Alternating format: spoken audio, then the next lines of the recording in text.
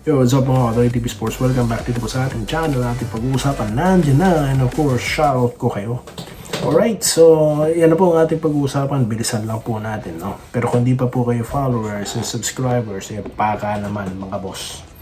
Okay, at palike na rin ang video na to sa ating mga regulars dyan. Alright, nandito po tayo muli sa ating temporary studio. Okay, gusto ko lang pong magkwento sa inyo at of course, i-shoutout ko rin kayo, no? Alright, so yun na nga po. Alex Ayala po muna tayo, no, na grabe po ang crowd anywhere, mga boss. Okay, so wala pong pahinga ito para kay Alex, no. Alright, siguro just a little bit of celebration and then na kagad sa another tournament dito po, dito sa Canada. Alright, it's not here in British Columbia, nandun po sa Toronto. Okay, at yun na nga po, panalo siya kanina. Alright, so kanina siya po yung naka-pink. So wag na pong haluan pa ng mga kulay politika, no? Yung mga sinusuot po ng bata. Okay, so mapa-green siya, mapa-pink, no? Nako po, inaabangan talaga. So ngayon, ang ano po ngayon, pinag-uusapan ngayon is yung posible pong paghaharap nila ng Canadian player po, no? Alright. At siya po si Leila Fernandez. Ito po yung may dugong Pinoy din. At kung magsalita po siya, actually parang Pinoy. Alright. So, but she is born here in Canada, in Quebec, mga boss. Okay. And she represents Canada. So maganda pong showdown nito, no, ni Alex at Leila. I can't wait to see them put. Imagine yung ano po nila, no, talagang kutis, talagang Pinoy na Pinoy, no. So nakaka-proud. Alright, so yun po, good luck kay Alex, of course, because she's representing our country, mga boss.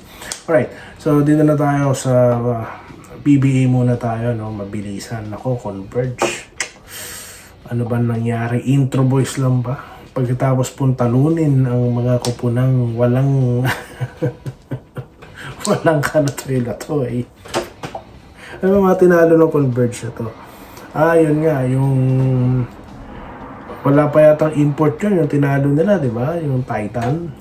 Tapos sunod, Terra Firma or yung Macau, no? Panalo sila. Tapos nakalaban na po yung malalakas katulad po ng San Miguel, TNT at San Miguel ulit.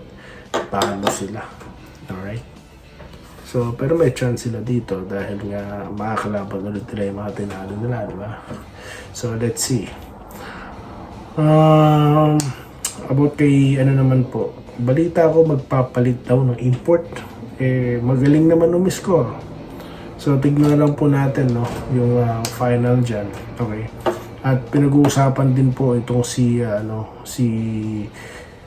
Mikey Williams, no, yung production. Tingin ko may problema talaga sa oras sa paglalaro ng mga point guards, no? Kasi hindi po naman maximize yung dating Stockton, no? Hindi po ganyan yung Stockton na nakilala natin sa Converge. Siguro dahil talagang ang dami nila doon sa same position. Kaya po ganyan yung nangyayari sa kanila. Hindi po na ma-maximize ng gusto, no, yung capability ng mga players. Yun lang po, no, yung sa aking observation sa Converge. Kasi malakas ang Converge. Para sa akin, they're considered talaga malakas. Malakas ang ilalim, Marana, meron pang Justin Baltasar, ba? So, yun lang kailangan nila figure things out dyan. Yung mga point guards nila. Si The Beast masipag, di ba? Sayang, diktikan sila na San Miguel first hanggang second quarter. Third quarter, doon sila iniwan. Sayang. Kala ko, wala sana chance nila, di ba? Alright, so let's see. Dito naman tayo sa Ginebra, mga boss, no? Makakalaban po nila ang tumalo sa Phoenix na tumalo sa Ginebra. Pero ang Blackwater po is tinalo na ng Ginebra. So, ang tanong, makakaulit kaya ang Ginebra, no? Okay. Let me know your comments below, mga boss, no? Okay. Gusto ko munang basahin ang comment nyo. Itutuloy natin ito, no? Kapag po, Kasi the last time na pinag-usapan natin ng Hinebra, hindi maganda yung topic natin. No? Marami rin akong hindi magandang masabi. No? Alright. So let's see kung ano po magiging performance nila. Hindi ibig sabihin tinalo nila di ba? Talo na kagad sa susunod na laban. Hindi po ganun. Maaaring magkaiba po ang resulta. Okay, pag-usapan po natin ang ating pag-aanalisa dyan. Let me know your thoughts again, mga boss. Shoutout na po tayo. Okay, mag-shoutout na tayo. Medyo sa araw lang naman ako nawala, mga boss. Pero na-miss ko talaga ang pagko-content kaya ito. At yan po, mga may init na balita ngayon. Nakita niyo naman yung si Alex Ayala. Kaka-champion pala. Sabak na agad, no? Namasyal kasi si Doy TV ng mga nakaraang araw. Kaya ang content po natin is mga alam niyo na, mga special contents. Alright, Roderick Rodriguez, Busdo, isa lahat ang laro ng Hinebra. Yung laro nila ngayong Manila Clasico ang pinaka-nakakainis. Totoo, I agree sa Roderick Rodriguez. Enrique Rivera, good day, idol. Ganda sa umpisa.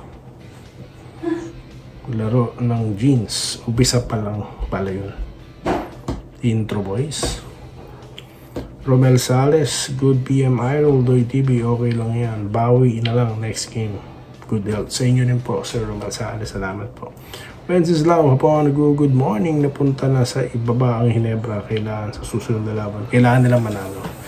Alright. Pangalawa sa huli sila diba? Meralico ang pinakababa. Alright. So, they have to win this game on Sunday. Sunday po next. At Blackwater po kalaban nila dyan. Alright? Okay. Wenceslao, hapon. Good morning. Busdoy, nabasa ko na pala. RDQ, o nga po, Doy, iba mag-coach team ko. Kasi, kung sino pa, ganun po ba observation nyo? Fatima Mejorada, good morning sir. Tama ka sir.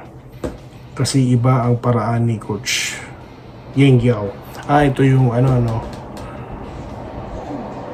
kung pwede sino ba yun? Yung point guard nila sinukom sa gilas, Pero let's see, baka naman po effective siya under coach team.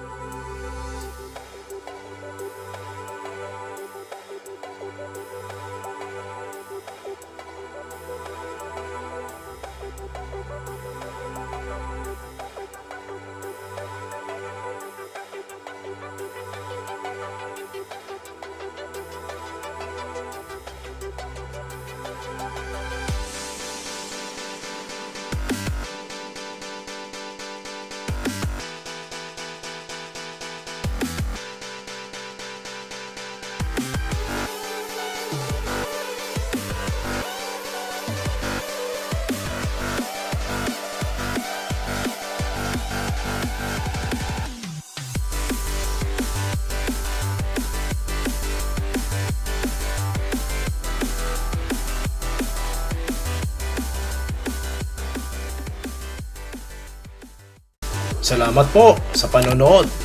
Subscribe na para sa mga susunod na basketball at boxing videos.